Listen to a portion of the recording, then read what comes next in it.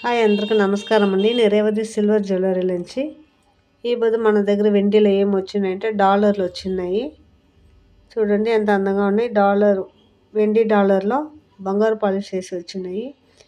అన్నీ ఉన్నాయి. దీంట్లో మీకు ఏదైనా కావాలంటే స్క్రీన్లో తెలిసిన నెంబర్కి వాట్సాప్ పెట్టండి.